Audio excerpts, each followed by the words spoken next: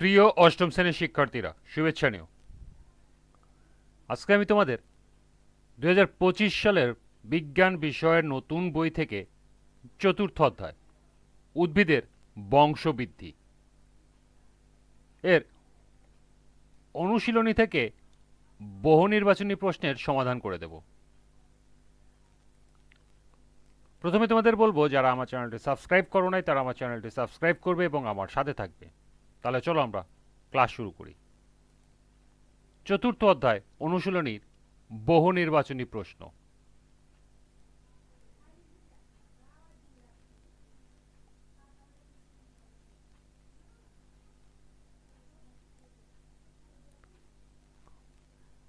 লক্ষ্য করো, তোমাদের বইতে 4টি বহু নির্বাচনী প্রশ্ন দেয়া আছে। প্রথমে আমরা এই 4টি বহু নির্বাচনী প্রশ্নের সমাধান করব, এরপর আরও সম্ভাব্য কিছু বহু নির্বাচনী প্রশ্ন দেখব এবং তার সমাধান করব। পাঠ্য বইয়ের বহু নির্বাচনী প্রশ্ন 1, কোনটি গুচ্ছ ফল? ক আম, খ শরীফা, গ কাঁঠাল, ঘ আনারস। সঠিক উত্তর খ শরীফা। 2, পতঙ্গ পরাগী ফুলের বৈশিষ্ট্য কোনটি? ক বর্ণহীন, খ গন্ধহীন, গ খুব হালকা হয়, ঘ রঙিন ও মধু গ্রন্থিযুক্ত হয়। সঠিক উত্তর ঘ রঙিন ও মধু গ্রন্থিযুক্ত হয়। নিচে চিত্র থেকে 3 এবং 4 নং প্রশ্নের উত্তর দাও। এনে একটি চিত্র দেওয়া আছে, এই চিত্রের উপরে 3 এবং 4 নং প্রশ্নের উত্তর দিতে হবে। 3 নাম্বার প্রশ্ন, চিত্রে কোন অংশটি পরাগরেণু ধারণ করে? ক এম, খ ও, গ এন, ঘ পি। সঠিক উত্তর ক এম। 4, চিত্রের পি অংশটি 1 ফলে পরিণত হয়, 2 বীজে পরিণত হয়, 3 বংশ বিস্তারে সাহায্য করে। নিচের কোনটি সঠিক? ক 1 ও 2, খ 1 ও 3, গ 2 ও 3, ঘ 1, 2 ও 3। সঠিক উত্তর খ 1 ও 3। এই ছিল পাঠ্য বইয়ের 4টি বহু নির্বাচনী প্রশ্ন। এবার সম্ভাব্য কিছু বহু নির্বাচনী প্রশ্ন এবং এর সমাধান। 5, নিম্ন শ্রেণীর জীবে কোন ধরনের প্রজননের প্রবণতা বেশি? ক টিউবার, খ রাইজোম, গ অযৌন, ঘ যৌন। সঠিক উত্তর ঘ অযৌন। 6, কোনটি টিউবার?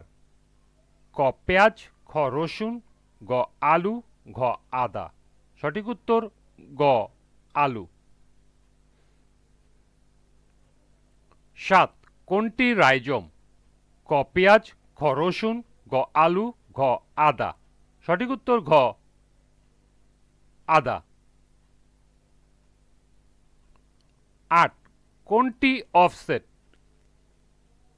ক চুপড়ি আলু, খ কচুরিপানা, গ পুদিনা, ঘ পাথরকুচি।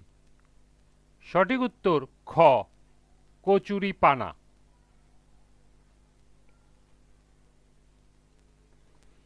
9, কোন উদ্ভিদের কাক্ষিক মুকুলের বৃদ্ধি যথাযথভাবে না হয়ে একটি পিণ্ডের মতো আকার ধারণ করে? ক টিউবার, খ রাইজোম, গ বুলবিল, ঘ অফসেট।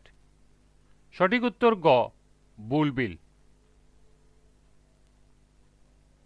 10, জলজ উদ্ভিদের শাখাকাণ্ড বৃদ্ধি পেয়ে একটি নতুন উদ্ভিদ উৎপন্ন করে তাকে বলে? ক টিউবার, খ রাইজোম, গ বুলবিল, ঘ অফসেট। সঠিক উত্তর ঘ অফসেট। 11, উদ্ভিদের যৌন জনন ঘটে? ক ফুলে, খ ফলে, গ বৃতি, ঘ দল। সঠিক উত্তর ক ফুল।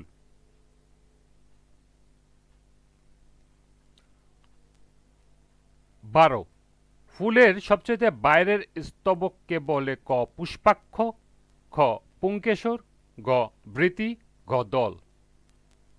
সঠিক উত্তর গ বৃতি।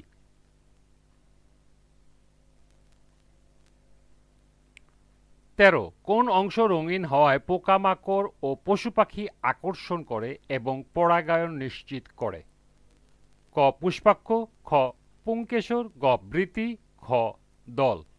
সঠিক উত্তর ঘ দল। 14 পুংকেশরের শীর্ষের থলির মতো অংশকে বলে? ক পুংদণ্ড, খ পরাগধানী, গ পরাগরেণু, ঘ উপরের সবকটি। সঠিক উত্তর ঘ পরাগধানী।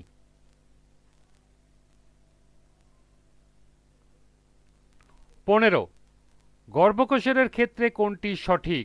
ক এক বা একাধিক গর্ভপত্র নিয়ে একটি স্ত্রীস্তবক গঠিত হয়, খ একটি গর্ভপত্রের 3টি অংশ থাকে, গ গর্ভাশয়ের মধ্যে বা ভিতরে ডিম্বক সাজানো থাকে, ঘ উপরের সবকটি। সঠিক উত্তর ঘ উপরের সবকটি।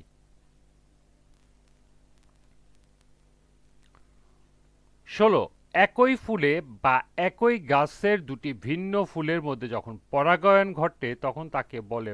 ক পরপরাগায়ন, খ স্বপরাগায়ন, গ পরাগায়ন, ঘ উপরের সবকটি। সঠিক উত্তর খ স্বপরাগায়ন।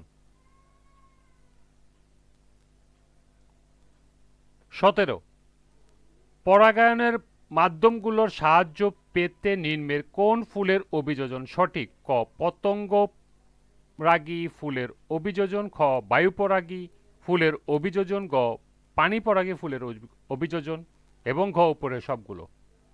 সঠিক উত্তর ঘ উপরের সবকটি।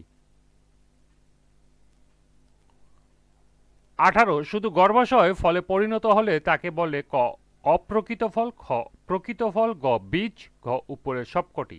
সঠিক উত্তর খ প্রকৃত ফল।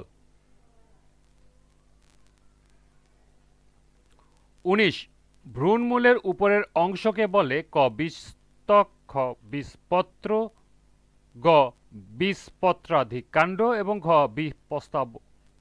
বীজপস্তাব কাণ্ড। সঠিক উত্তর ঘ বীজপত্রাব কাণ্ড।